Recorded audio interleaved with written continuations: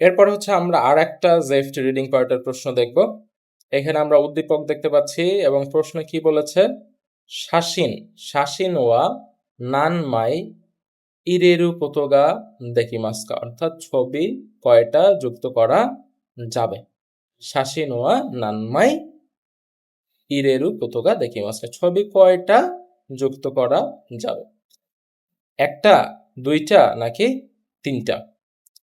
এখন এটার জন্য আমাদের প্যাসেজের যে অর্থ আছে সেটা হচ্ছে আমাদেরকে বুঝতে পারতে হবে। এখানে কি বলছে, তোমোদাচি নি তেগামি ও কাকিমাস্তা, বন্ধুর কাছে চিঠি লিখেছিলাম। শাসিন ও ইস্যনি ও কুরিতাই দেশ, ছবি একসাথে পাঠাতে চাই।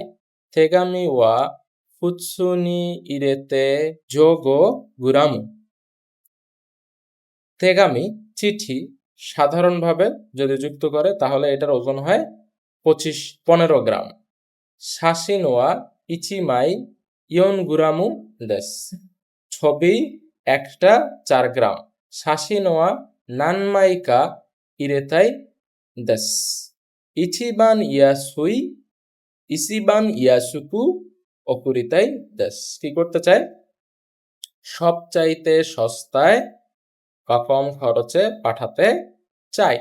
এখন আমরা যদি নিচে প্রাইসিং লিস্টটা একটু দেখি, হাগাকি বলছে ফুসু, এটা হচ্ছে সাধারণত এটার জন্য কত টাকা দিতে হবে, 50 ইয়েন।